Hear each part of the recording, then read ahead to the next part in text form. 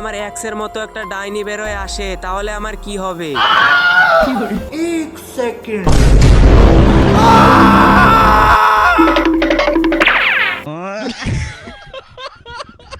Hello guys, welcome to my channel. তো guys আজকে আবারও একটা ব্লগ ভিডিও নিয়ে চলে আসলাম। তো এই ব্লগে তোমাদেরকে দেখাবো যে আমি কি কি করি আর কোথায় কোথায় যাই। আর গাইস লাস্টে তোমাদেরকে একটা জিনিস দেখাবো, ভয়ঙ্কর জায়গা দেখাবো। তো ওইটা দেখার জন্য ভিডিওটাতে লাইক দিয়ে ফুল ভিডিওটা দেখো।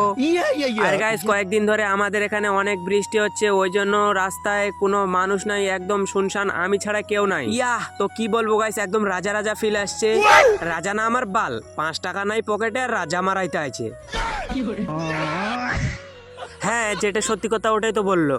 ও সরি গাইস, এগুলো কথা আপনারা কিন্তু কানে নিয়েন না, ঠিক আছে? তো তারপর চলে আসি আমি এই জায়গায়। আর এইখান থেকে দেখো আমাদের পুরো মাঠটা আর স্কুলের মাঠের ভিউটা দেখো কত সুন্দর লাগছে একদম গাইস। আর তারপর আমি চলে আসি স্কুলের ছাদে, আর এখানে এসে দেখছি যে ওয়াও কতগুলো পানি জমে গেছে স্কুলের ভিতরে।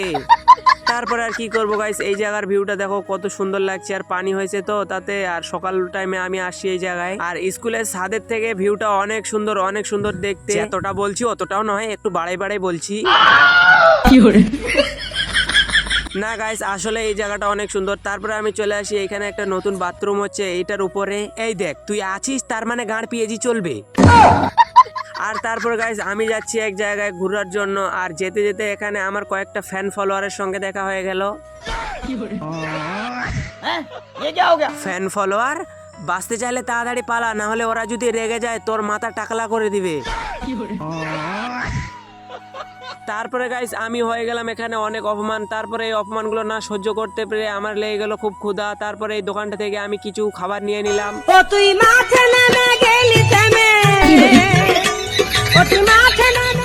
নিয়ে নেওয়ার পর তারপর চলে আসি আমি এই দোকানটার মধ্যে, মানে সেলুনের দোকানটার মধ্যে। আর এখানে এসে ফ্রিতে ফ্যানের হাওয়া খেয়ে চলে গেলাম বাইরে। আর এখানে এখন একটা ভালো জায়গা দেখে ওই খাবারগুলো খাবো, তো তোমরা দেখো, ঠিক আছে? আর একটা কথা গাইস, এই জায়গায় বসে আমি খাবারটা খাবো, আর পিছনে দেখতে পাইছো কত জঙ্গল, আর আমি এখন খাবো। ठीक है समझ गया।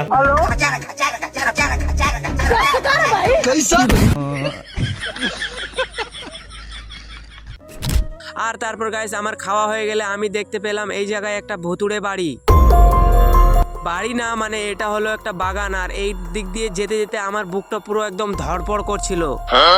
কি বলবো আর গাইস, এই জায়গায় এসে আমার এতটা ভয় লাগছিল, তোমরা দেখতেই পাচ্ছ তো কত শুনশান জায়গা। আর এই বট গাছটা দেখে আমার বেশি ভয় লাগছিল। আমি ভাবছিলাম যদি এইখান থেকে আমার এক্সের মতো একটা ডাইনি বেরোয় আসে তাহলে আমার কি হবে। তারপর আমি ভাবলাম যে এত ভয় করে চললে হবে না, বুকে সাহস নিয়ে চলতে হবে। लेकिन एक सेकंड।